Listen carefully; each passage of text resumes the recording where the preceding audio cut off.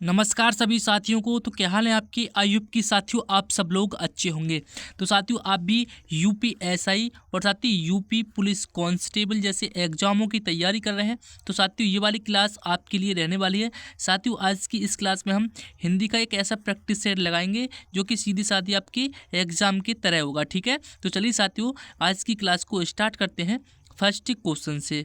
First question है साथियों हमारा, चांद का मुंह टेढ़ा के रचयिता कौन है। चांद का मुंह टेढ़ा इसके रचयिता पूछा है आपसे। यशपाल हो जाएंगे, नागार्जुन हो जाएंगे, मुक्तिबोध हो जाएंगे या फिर धर्मवीर भारती हो जाएंगे। तो साथ ही चांद का मुंह टेढ़ा के रचयिता कौन है, तो आप कहेंगे सर जी ये है मुक्तिबोध। कौन है सर जी, मुक्तिबोध है। ठीक है, ऑप्शन आपका सी बिल्कुल सही राइट आंसर है। ठीक है, नेक्स्ट क्वेश्चन देखते हैं। हिंदी की पहली कहानी लेखिका का क्या नाम है साथी। आपसे पूछा है हिंदी की पहली कहानी लेखिका का क्या नाम है। बंग महिला, सत्यवती, चंद्रकिरण या फिर चंद्रमुखी। तो साथी हिंदी की पहली कहानी लेखिका की बात करें तो साथी ये आपकी यहाँ पर बंग महिला हो जाएंगी, बंग महिला हो जाएंगी। ठीक है, आपका ऑप्शन यहाँ पर ए बिल्कुल सही और राइट आंसर है। ठीक है, नेक्स्ट क्वेश्चन देखते हैं। नेक्स्ट क्वेश्चन है साथियों हमारा, किस काल को स्वर्ण काल कहा जाता है। किस काल को स्वर्ण काल कहा जाता है।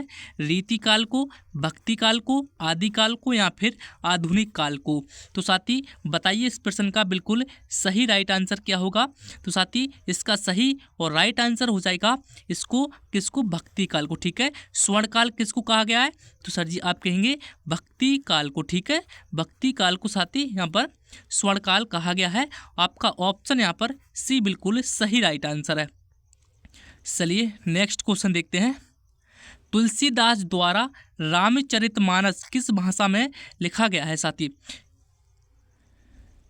तुलसीदास द्वारा जो रचित रामचरितमानस है साथी, इसकी भाषा पूछिए आपसे तो साथी ये आपका अवधी भाषा किसकी है, अवधी भाषा में साथी रामचरितमानस से लिखा गया था। ठीक है, नेक्स्ट क्वेश्चन की ओर चलते हैं।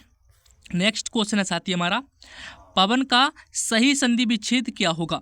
जो साथी पवन है इसका बिल्कुल सही संधि विच्छेद क्या होगा। तो साथी पवन का हम सही संधि विच्छेद करें तो साथी ये हो जाएगा हमारा, कैसा हो जाएगा सर जी, ये हो जाएगा पो प्लस अन। ठीक है, पो प्लस अन। तो साथी ये कौन से ऑप्शन में है, तुम्हारे ऑप्शन सी में है। ऑप्शन सी बिल्कुल आपका राइट आंसर है। नेक्स्ट क्वेश्चन देखते हैं। यथाशक्ति में कौन सा समास है। यथाशक्ति में कौन सा समास हो जाएगा।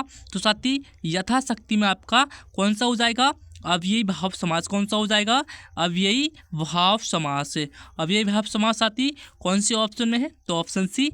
ऑप्शन सी आपका बिल्कुल 100% सही आंसर है। नेक्स्ट क्वेश्चन देखते हैं।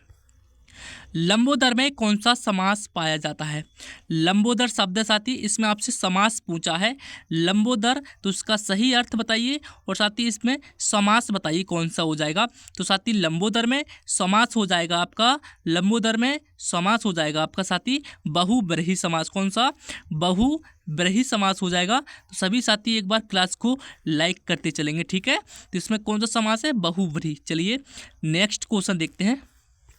नेक्स्ट क्वेश्चन है, सदैव में प्रयुक्त संधि का संधि पूछिए आपसे। जो सदैव शब्द है साथी इसमें आपकी संधि कौन सी हो जाएगी, संधि। और सदैव का संधि विच्छेद करके बताएंगे सभी साथी। सदैव का संधि विच्छेद करिए तो साथी सदैव में कौन सी संधि है, तो आप कहेंगे सर स्वर संधि। कौन सी, स्वर संधि हो जाएगी। कौन सी, स्वर संधि। ठीक है, स्वर संधि। चलिए नेक्स्ट क्वेश्चन देखते हैं। तरणी का पर्यायवाची शब्द क्या होगा। अब साथी यहाँ पर आप तरणी शब्द देख रहे हैं, इसका पर्यायवाची पूछा है। तो तरणी का जो पर्यायवाची होगा साथी वो हो जाएगा आपका सूर्य। अब सूर्य कैसा होगा साथी, इसको नियम को एक बार देख लेना। तरणी का जो पर्यायवाची है वो यहाँ पर सूर्य हो जाएगा। ठीक है, नेक्स्ट क्वेश्चन देखते हैं। स्थावर का विलोम शब्द क्या है। स्थावर का विलोम शब्द हो जाएगा साथी जंगम हो जाएगा। ठीक है, जंगम हो जाएगा। सचल का क्या हो जाएगा साथी, निचल हो जाएगा। ठीक है, नेक्स्ट क्वेश्चन देखते हैं। नेक्स्ट क्वेश्चन देखते हैं, मृगेंद्र का पर्यायवाची कौन सा है साथी। मृगेंद्र का पर्यायवाची क्या हो जाएगा, ये साथी हिरन हो जाएगा। कौन सा, ये हिरन हो जाएगा, शार्दुल हो जाएगा या फिर कुरंग हो जाएगा। तो सभी साथी बताएंगे यहाँ पर हिरन नहीं होगा। मृगेंद्र का जो पर्यायवाची शब्द साथी वो यहाँ पर शार्दुल हो जाएगा। कौन सा? शार्दुल हो जाएगा, जो कि हमारे ऑप्शन ए में दिया गया है। ठीक है, ऑप्शन ए।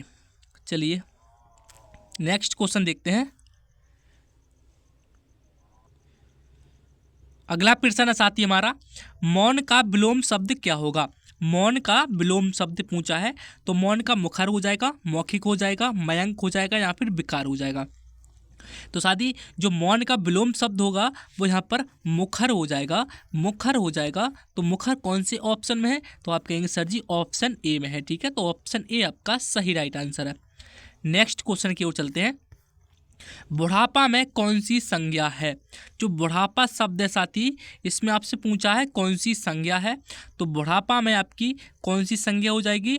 तो बुढ़ापा हो जाएगा आपका, ये हो जाएगा भाववाचक संज्ञा। क्या हो जाएगी? भाववाचक संज्ञा हो जाएगी। ठीक है, ऑप्शन आपका यहाँ पर सी बिल्कुल सही और राइट आंसर है। नेक्स्ट क्वेश्चन देखते हैं। सभी साथी बताएंगे इस प्रश्न का सही आंसर। वह कुत्ता मेरा है, इसमें साथी जो वह शब्द है इसका कौन सा सर्वनाम है? ये साथी जो वह शब्द है ये इसमें कौन सा सर्वनाम है? तो सभी साथी बताएंगे सर्वनाम है, विशेषण। अब सभी बताएंगे इसका सही उत्तर क्या होगा। वह कुत्ता मेरा है, तो साथी वह कुत्ता मेरा है, तो साथी इसमें क्या हो जाएगा? वह क्या हो जाएगा? सर्वनाम हो जाएगा। क्या साथी? क्या साथी सर्वनाम हो जाएगा? हाँ जी, वह सार्वनामिक विशेषण हो जाएगा। ठीक है, वह सार्वनामिक विशेषण हो जाएगा, विशेषण हो जाएगा। ऑप्शन आपका सी बिल्कुल राइट आंसर है। नेक्स्ट क्वेश्चन देखते हैं। विशेषण के कितने भेद होते हैं? विशेषण के कितने भेद होते हैं? तो आप कहेंगे सर जी विशेषण के 4 भेद होते हैं। कितने? विशेषण के 4 भेद होते हैं। ठीक है, नेक्स्ट क्वेश्चन की ओर चलते हैं। राम ने रावण को मारा, इस वाक्य में कौन सा कारक आएगा? बताइए साथी। राम ने रावण को मारा, कर्ता कारक, कर्म कारक, करण कारक। तो साथी यहाँ पर कर्ता और कर्म दोनों ही हैं, इसमें कर्ता भी है और कर्म भी है। तो साथी यहाँ पर कौन सा हो जाएगा? ऑप्शन डी आपका बिल्कुल सही आंसर है। नेक्स्ट क्वेश्चन चलते हैं। शुद्ध वर्तनी का चयन कीजिए, शुद्ध वर्तनी का चयन कीजिए। आपसे पूछा साथी जो आशीर्वाद शब्द है वो कौन से ऑप्शन में बिल्कुल शुद्ध तरीके से लिखा हुआ है? तो सभी साथी बताएंगे आशीर्वाद कैसे लिखा जाता है। क्या सर जी आशीर्वाद ऑप्शन ए की तरह लिखा जाता है? नहीं सर जी, ऑप्शन ए तो कतई नहीं हो सकता, क्योंकि उसमें बड़ा सा आता है। ठीक है, यहाँ पर साथी रा की मात्रा सा पर कर दी है, तो यहाँ पर ये भी गलत हो जाएगा, ऑप्शन बी। ऑप्शन सी में देखें साथी, जो रा है साथी वो हमारा वा के ऊपर है, सही है। ठीक है, इसमें बड़ी की मात्रा, तो ऑप्शन आपका यहाँ पर सी बिल्कुल सही आंसर हो जाएगा, आशीर्वाद। ठीक है, नेक्स्ट क्वेश्चन देखते हैं। निम्नलिखित में से शुद्ध वाक्य का चयन कीजिए। अब साथी इसमें से आपको 4 वाक्य दिए गए, इसमें से शुद्ध वाक्य को आपको छांटना है। तो साथी वह दंड देने योग्य है, वह दंड देने योग्य है। 18 का सभी साथी बताएंगे शुद्ध वाक्य साथी आपको बताना है। तो साथी ऑप्शन ए तो है होगा नहीं, ऑप्शन बी को चेक करते हैं। वह दंड लेने योग्य है, नहीं सर जी, वह दंड के योग्य है। आपका बिल्कुल शुद्ध वाक्य ऑप्शन सी में दिया गया है। वह दंड देने के योग्य है, साथी ये भी नहीं होगा। वह दंड के योग्य है, देने का क्या मतलब साथी? देना शब्द नहीं आएगा, वह दंड के योग्य है, तो ऑप्शन सी में बिल्कुल सही आंसर है। नेक्स्ट क्वेश्चन की ओर चलते हैं। आसमान पर चढ़ना, इसका अर्थ बताइए। आसमान पर चढ़ना, इसका अर्थ बताइए। आसमान पर चढ़ाना साथी आसमान पर चढ़ाना, इसका अर्थ क्या हो जाएगा? तो सभी साथी बताएंगे इसका अर्थ हो जाएगा, इसका अर्थ क्या हो जाएगा? ऑप्शन डी को देखते हैं। अत्यधिक अभिमान करना, नहीं सर जी। बहुत शोर करना, ये तो होगा नहीं। कठिन कार्य के लिए प्रेरित करना, कठिन कार्य के लिए प्रेरित करना नहीं। अत्यधिक प्रशंसा करना, अत्यधिक प्रशंसा करना साथी ये बिल्कुल सही आंसर है, ऑप्शन ए। नेक्स्ट क्वेश्चन देखते हैं। अधजल गगरी छलकत जाए, इस मुहावरे का अर्थ बताइए। अधजल गगरी छलकत जाए यानी कि कम ज्ञान वाले बहुत ज़्यादा अधिक प्रदर्शन करना, साथी अधिक प्रदर्शन करना। ठीक है, ऑप्शन बी। नेक्स्ट क्वेश्चन देखते हैं। कलम तोड़ना, इसका क्या अर्थ है?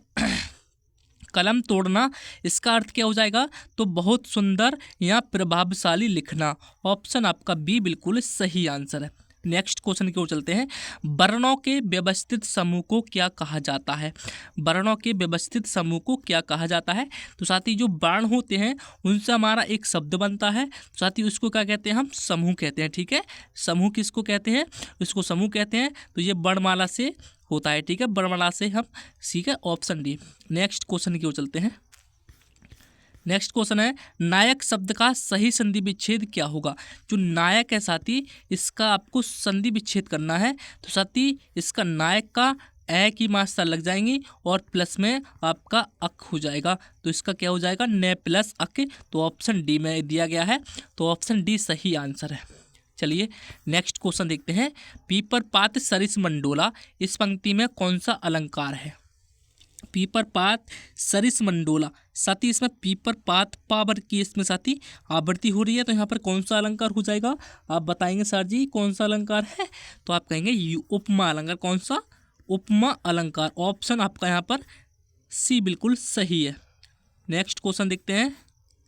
निम्नलिखित में शुद्ध वाक्य का चयन करिए। शुद्ध वाक्य का चयन कीजिए। मैंने बाजार जाना है, साथी इसमें नहीं होगा।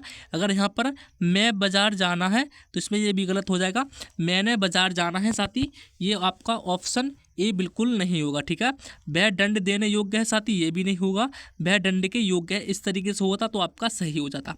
साहित्य और जीवन का घनिष्ठ संबंध है, ये देखते हैं, डी को चेक करते हैं। यहाँ शुद्ध गाय का दूध मिलता है, यहाँ तो गलत हो जाएगा।